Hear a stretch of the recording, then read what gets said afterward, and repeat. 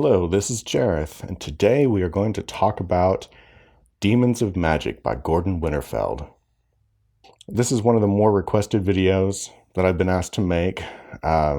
This is one of the more popular books, and yet it has one of the more complicated rituals from the Gallery of Magick. Before I get started, I would like to talk about the series of videos that I'm making and the future of this channel. And what I'm going to do this video, and then I'm going to work on Lucifer and the Hidden Demons to get the two major demon books that I've been asking for, and then and that people typically work with. And then I'll probably do 72 Angels of Magick, which is another complicated ritual that a lot of people have asked for help with. And then I will cover, probably Archangels of Magick and Angels of Alchemy. And then probably dip into what's his author's name, Woodcroft, I think. He's got some angel books that are very useful as well. But what I really wanted to talk about was the things that are coming in the future beyond that. And what I've been working on is something very special. It combines sigil magic, it combines hypnotherapy, it combines Reiki, and it combines music magic. I've worked way to put magic into the music that will be in the background, all working together for one goal. Each video will have a specific purpose, and so I'm very excited about this. And I would like you all to be able to join in on this. So please hit the subscribe button and keep following along for the things that are to come. And I've got things, planned even beyond that. This will be an ongoing project beyond just these how-to videos for these rituals. Let's get into Demons of Magick. Again, I am not a member of the Gallery of Magick, and these are my opinions and the way that I do this ritual. I highly recommend that you read the book before you do this ritual. I highly recommend that you create your own summary to work from. Don't just try to do it based off this video. I mean, obviously, I'm not going to give you the sigils and all of the stuff you need, but you need to do your own research. And hopefully, this video will just be there to kind of put the pieces together for you if you're a little confused. Now, and I can see why you might be confused, because as I was doing the research for this video, I went back and reread Demons of Magick, and it is confusing the way that he put that book together. And when you're first trying to figure out how to do the rituals, I can see how it could be confusing. And I remember the first time I did it, it took me, I want to say, I'd read the book already. And then when I sat down to finally do a ritual, it took about 2 hours of preparation time. So it's really important, especially on that very first one, that you take the time to get everything done and get it set up the way that you are comfortable. And the way I do this, initially I did it I sat down with a notebook and I just wrote it all out, what I would need. And that worked for the first few times. But then as I would work with more demons, I would have to keep changing, because there's, you have to change the names, you have to change the sigils and the names of the different angels that you are calling on.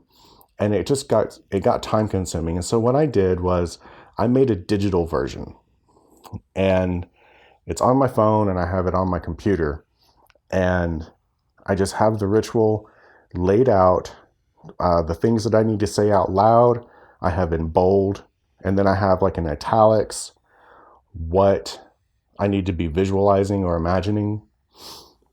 And then just the instructions are in like regular text. And it's been really helpful for me. So then if I ever have to work with another demon, all I have to do is go in and copy the text to a new file, stick in the new demon's sigil, go in and change the angel names and of course the demon name. And then I only need about 5 minutes prep time. And so that is really, it's been much better for me if I'm doing, for when I'm doing this. And this also enables me that I can do these rituals kind of more on the fly, and I can do it wherever I am. Like I've contacted, specifically it was Furcus on the in my car. So, and I know his name is pronounced something, whatever. I'm just going to call him Furcus. Um, he'll be the one I'm using as an example here today. I work with him a lot, and we have a pretty good rapport. So I'm sure he would enjoy. I'm sure he'll be thrilled with me using him for this example. And okay, just for clarity's sake, I am doing the connective evocation ritual. I have never done the tasking one where you write your intent in a cipher and then burn it. I haven't done it, so I'm not going to try to explain how you do that one. And then I'm not going to tell you how to do a full evocation, because frankly, if you're going to do a full evocation, you need to have read the book and been able to put it all together. So we're going to do connective evocation. It's ritual 2. And I have my summary here, and the way we're going to begin this, I'm just going to go through my summary, try to explain it as I go, and then afterwards I might go into a little bit more detail about more specific things. Okay? All right, let's get started. You stand facing north, and you also want to take a moment to get into that magical mind frame. You can do the ritual opening from Archangels of Magick, or your own opening, or just take a moment and breathe and get into the right headspace. Okay, and this first section of the ritual is where you're calling on the different archangels from the different elements in the different directions. Many of you who come from different traditions will think this is a weird order, and it is a weird order. And when I do my other magic, I don't do this. I don't use this this layout with the elements. But when I'm doing this ritual, I go ahead and do it the way they wrote it. I don't know. I've tried mixing it up before and doing it the way I typically do, and I didn't notice any significant difference. But for some reason, I just like to do it the way they wrote it. So I tend to go back to that. So, all right. So you're facing north, and you say, "Before me, Uriel." And you're going to imagine, as you're saying these, you're going to imagine different things. And with Uriel, you're going to imagine soil and growth and greenery. And then at my back, Raphael, and you're going to imagine like rushing wind and the colors of blue and yellow. And I tend to think of it as like, you have a field of yellow flowers and a blue sky, and the wind is blowing through that field of yellow flowers. On my right, Michael, and there you have fire. It's flowing red and shooting green sparks, and you can feel like a strong dry heat. On my left, Gavriel, and here you have, you're going to want to envision water, the color blue, little sparks of orange, and the moon. And the best way to do that to me is like you just imagine like the moon and like the horizon, and then the moon's reflection over some water, and and you can get those orange sparks and stuff like as reflections on that water. I say, and then you're going to imagine a beam of white light coming from infinity, passing through Uriel in the north, goes straight through you and through Raphael, and keeps going into infinity off into the south.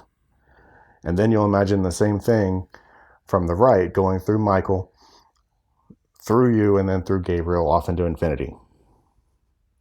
And then you're going to say, from above, Metatron. And there's going to be a pinprick of light up in the heavens. And like a laser beam, it's going to shoot down straight through you. And it's going to hit the ground and then open up into a big spotlight. So you're going to imagine you're in this big, spotlight. And then that's it for that. At that point, he has provided a sigil that's mainly just black. It's got a few words of power around it, but it's mainly just black. And here you're going to gaze into this, and you're going to do one of those things that to me is like where you're just trying to remind yourself that you're a magician and that you're powerful. And he likes to make you think of time, So you think of the blackness as, staring into infinity, and that you can make changes with just a thought. And you think about, when you were born, and you think about when you die, and your first breath and your last breath, and you just compare and contrast, those two images, and just be aware that you're somewhere in between at that point. And between creation and destruction. And creation and destruction, I mean, that's an important thing in all magic. And that's where the balance is between creation and destruction. And so it's important to be aware of those two forces, and that you're somewhere in the middle of those. All right, and then this next section is really pretty simple. You're just saying the phrases, and Eya, Asher, Eya. And this is saying that your will has been granted by the divine. You don't actually have to have gone and talked to God about this. You're just saying that you have. And, the angels are probably going to believe it. And the demons are probably going to believe it. Although, my own personal opinion, it does help to get in touch with the divine however you recognize that before doing any magic. Okay, and moving on. I am that I am. And here you're expressing your true will in this moment. I will be what I will be. This is an affirmation that you are creating your life according to your will. You're not going to just be a toy in the hands of destiny. You are a magician, and you are forming your life your way. All right, and then the next section, you have to imagine these different sensations and visions and things, and sometimes they're quite paradoxical. The scent of a burning rose.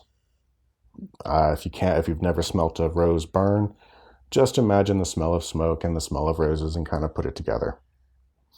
Leaves crushed in my fingers. And here you're really trying to imagine the texture and the feeling of something fibrous turning to dust. The blue of twilight. And it's just, sunset. It's like, not the the blue that comes around sunset. The taste of blood. That's just, we've all, bitten our lip or whatever. So just, that metallic-y taste of blood. You're just trying to remember that. And you shouldn't take too long with these, but you definitely do want to get the vision or the feeling. And, if it takes you 5 seconds, that's fine. If it takes you 5 minutes, you got to do what you got to do. It's fine.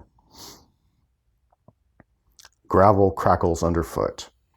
And this is, if you've ever walked on like a gravel road or whatever, just the sound of that, that stride as you walk through gravel.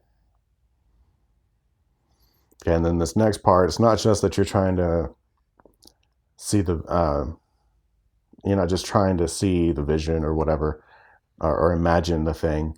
You're trying to be aware of the transformation that's happening. And this is kind of that alchemy of changing something from one thing to another. Iron into sparks. So I tend to imagine like a blacksmith where they've got a piece of molten iron and they're hammering it and it's giving off sparks. Ice into air. An icicle, like just totally being vaporized and just immediately turning into steam. Flame into smoke. And here this was, for whatever reason, this one was always hard for me, but until I finally imagined like just a big towering inferno of fire that it was almost spinning. And as it spins, it turns to smoke, and then the smoke just works its way until the whole thing is just a pillar of smoke. Breath into rain. And here I just imagine breathing out, and then that breath and the moisture that's in that breath condensing into a cloud, and then that's, making rain. Oh, and I didn't have the pronunciation for this part with me, so I might butcher this. I'm sorry. Ata Gibor La Olam Adonai. And here again, you're speaking as one who can stand before God and perform alchemy. And you're not wanting to be arrogant about it or boastful. You're just confidently stating your authority. And then you're going to go back to that black sigil. And again, you're imagining infinity through there, and that you can like literally reach into it and shape your future into something that you desire. Okay, now you're going to move to the demon sigil. And you're going to scan your eyes over the letters in the sigil, starting at the black of the outer circle and go counterclockwise. You're not trying to read the words. You don't have to try to flip the sigil over so that you're seeing it upright when you get down to the bottom and they're upside down. Just let your eyes glide over the words. You might let them go over 3 times just to be sure it's there. Then you're going to move to the white circle, and you're going to do the same thing. Just let your eyes glide over the words, letting them absorb into your subconscious. And then you're going to go to the red seal on the left of the triangle. And then again, counterclockwise, just looking at those. And then you're going to move to the black of the triangle. You're not looking at the white sigil yet. You're just wanting to look at the black, and you're going to hold that, gaze for about a minute, and you're letting that sigil seep into your mind without actively doing it. And then this is the part where we're going to call to the Shem angel. Again, that's that red sigil that's on the left of the triangle. And you're going to say that angel's name, Daniel. And then you're going to look to the one that's beneath the triangle, Daniel. And then you're going to look to the one to the right of the triangle, Daniel. And then you're going to read the invocation psalm. And this every demon has a different invocation psalm. And again, we're getting into the pronunciation. And as I've said in other videos, don't worry about getting everything just right. What's important is your confidence as you're saying these words, and that you don't let your doubt trip you up. And then if you do trip up, act like you meant to do that and that was your intent the whole time, and just power through it as best you can. And for example, I'm sure this is probably not technically correct, but here's how I would say this invocation psalm. Di Adonai Bu Kal Libi Sa Pera Kal Nif Le Teka. I'm not even trying to make all of it into like one word when it's supposed to be a word, because they don't tell me where the accents are anyway, and that would, so it just confuses me. So I just say each syllable as though it's its own word, and it works out just fine. Okay, then you're going to repeat your call to the Shem angel 3 times as before. All right, and here's where I know it gets different from the usually other ritual where you're burning the candles and whatnot. You're going to return to the sigil, and you're going to look at that black in the triangle again, and you're going to chant this word, Hehari.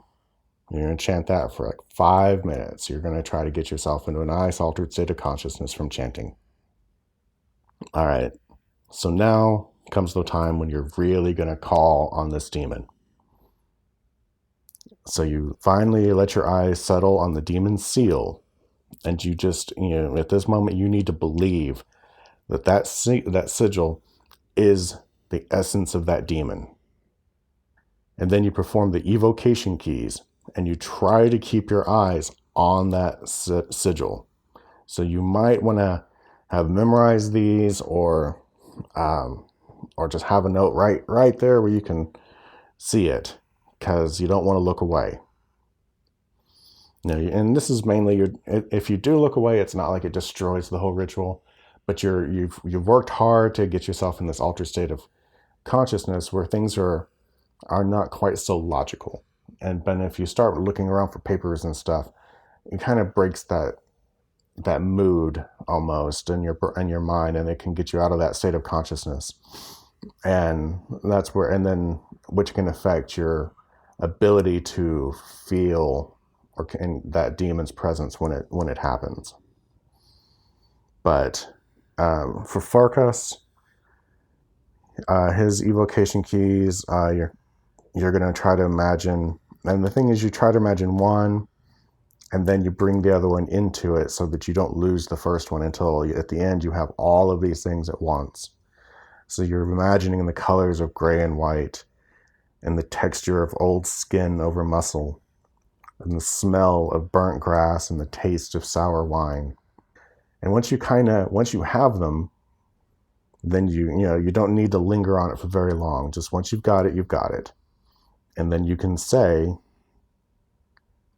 and then you go on to the next part where you say you have different words of power, different names of God, and then you start calling on the Shem angel and the emissary angels.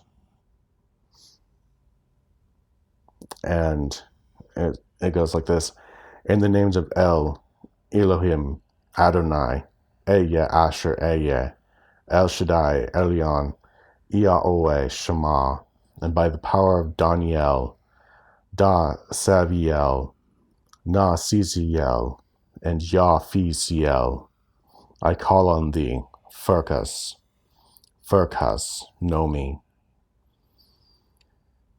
And that is your actual call to the demon. And again, you need to be trying to look at the sigil as you're saying these words.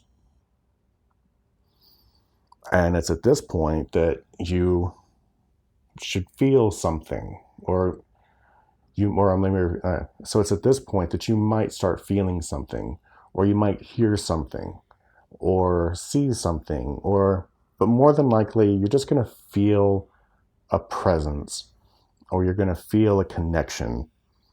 And it's going to be different. Everyone has different psychic gifts, and based on what gifts you have is how these things are going to work.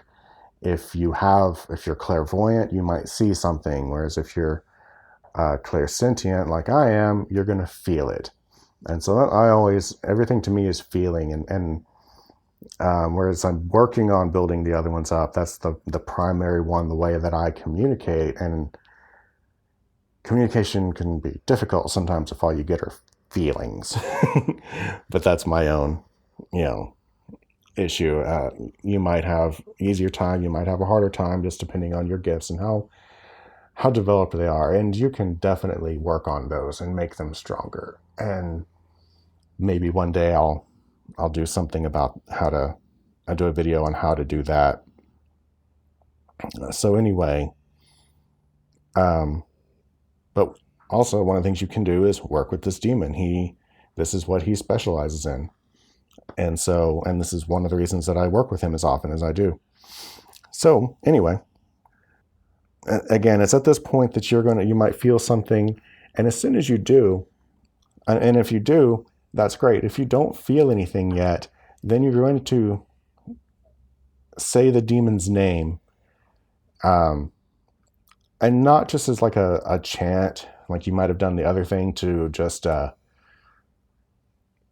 get yourself into an altered state of consciousness, but you're calling to him. And I've said this before, and I'll probably keep saying it throughout all the videos. Imagine that you're calling to someone in another room. And now again, I know that this can be difficult if if there is somebody in the other room and you don't want them to know that you're summoning a demon. So you can do some of this in your mind, especially this part where you're really calling. And this, most of the conversation that you have with the demon will be in your mind anyway. With me, when I'm initially making my statement of intent or making my request to the demon, I usually say that out loud. And I do use I keep it in the present tense. But then in this ritual, I don't stick with that. Like, I make my statement, and then I might summarize what it is I really want, or the situation, to the demon. And sometimes I get a very clear question or where they need clarification about something or how something would work. Most of the time, though, I don't.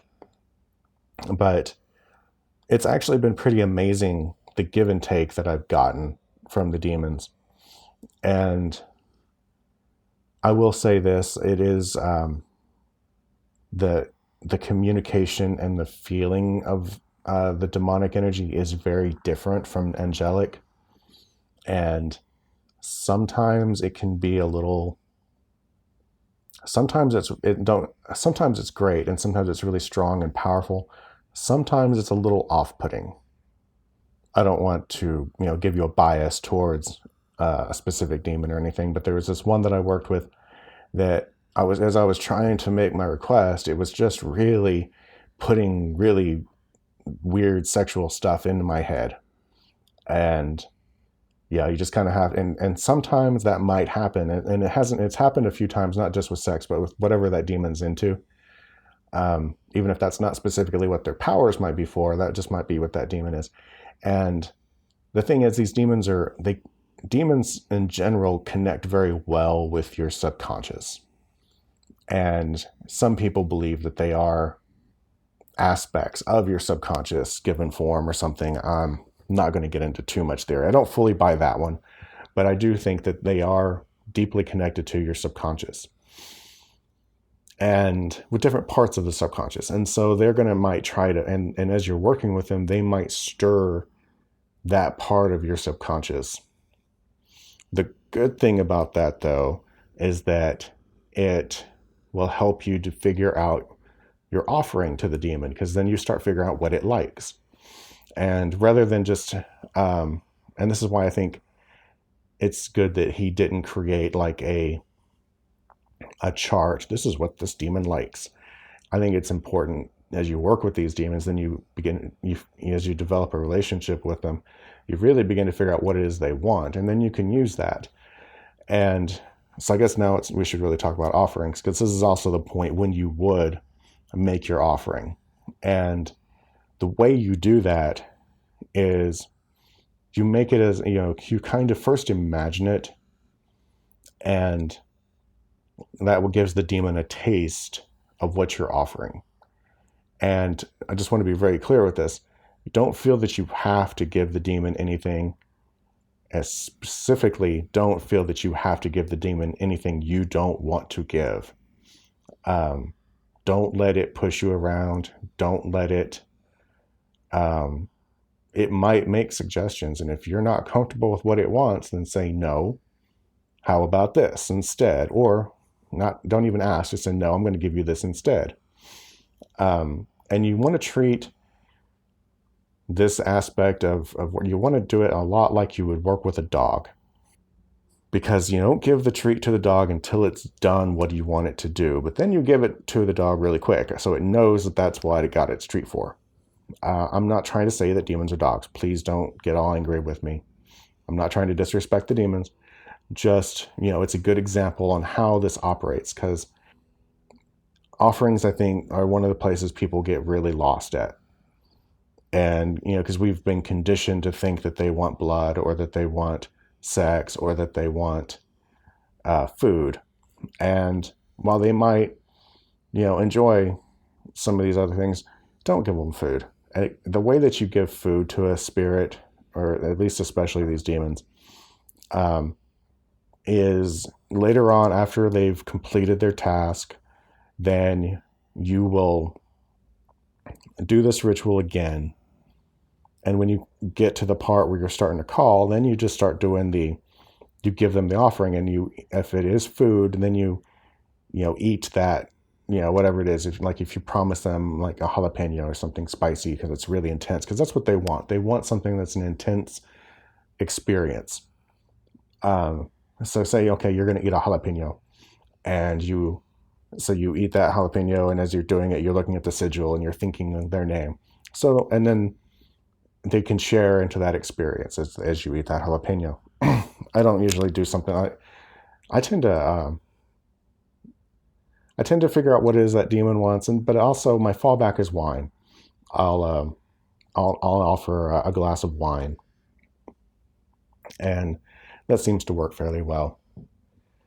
If you're not comfortable giving the demon something, then you can abstain from something. I've never tried that, but I know some people that do. And you just need to find what works for you and what you're comfortable doing. And also, you don't have to give an offering at all.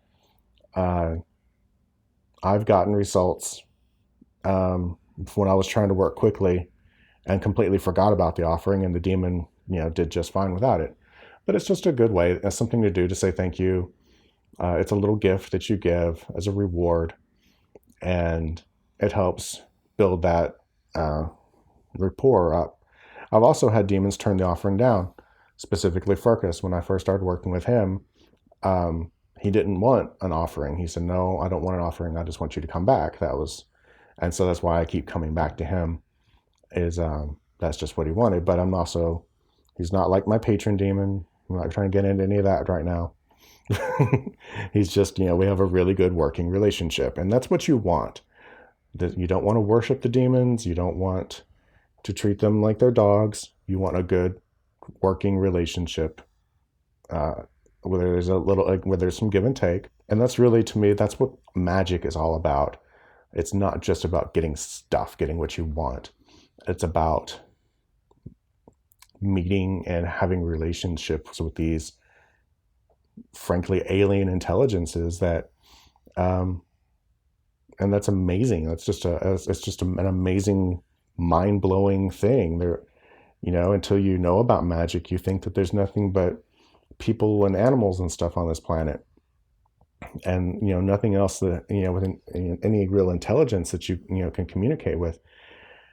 And then you find out, oh, there are, and you can do these rituals, and you can meet these beings, and you can experience that, and it's just an amazing thing. And to me, that's why I'm not okay just doing the tasking. I want to meet these entities and get to know them a little bit better. That's, to me, that's what to me, that's one of the things that magic is all about. All right, so you've stated your request. You might have talked it over a little bit with the demon. You've made your offering. You've agreed. You've come to terms, or whatever, however you want to put it. Now it's time to close it out. And you say, "O Spirit Furcus, I hereby license you to depart to your proper place, quietly and with the peace of Yahweh between you and me. Amen." And then you might want to do the ritual closing from Archangels of Magic, or whatever other closing you might do. But another good thing you can do is close the book, turn off your phone if you're using your phone or tablet or computer, and then move away. Get up, or you should be standing anyway. But get up, go to a different place, sit down, turn the TV on, do something to get your mind off of it, and don't immediately banish. That's kind of rude, I think, unless you just really are uncomfortable and you just really can't get over it. Then I suppose you can, but it's a little rude to invite someone over and then immediately kick them out when you're done telling them what you want them to do. So don't feel that you need to change your usual banishing schedule just because you've worked with a demon. All right, so that is really it for the ritual. He talks a lot in the book about different aspects of this ritual and why he made the choices he did and things. And I'm just going to let you read the book for that.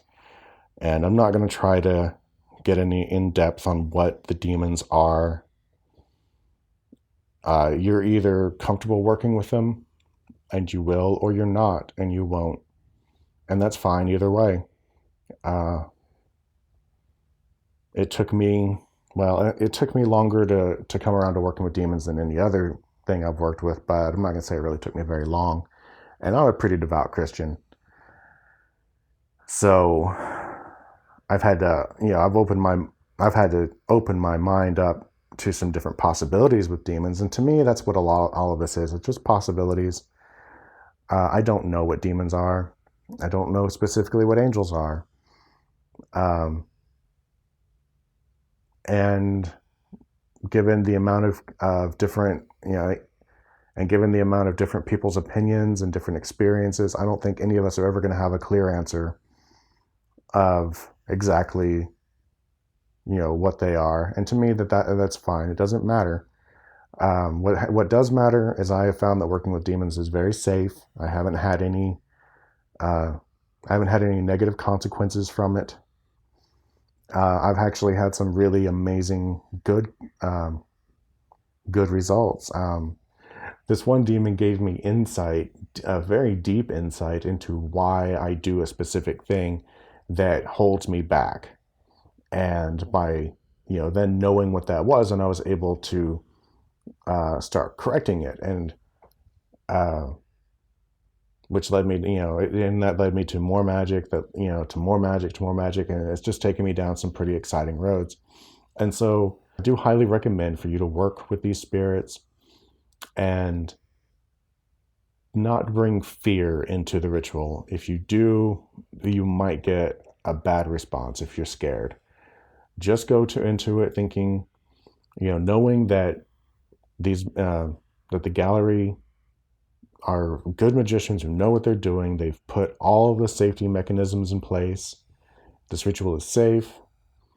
You're not going to get possessed. You're definitely not giving your soul up to the devil. Nothing crazy like that. It's fine. And I probably should have said all of that at the beginning of the video, because I figure if you've made it this far, you're probably comfortable working with demons. So, but whatever. I'm not sure what other questions you might have on this ritual. I'm sure that there's some things I missed. What I might do is, if there are a bunch of questions, I might just do another video on this where I answer your questions. I know that this is the most complicated ritual in the gallery books. And so, and it's also, like I said, it's laid out very confusingly. So I know that people have a lot of questions. So I'm here, I'm trying to answer.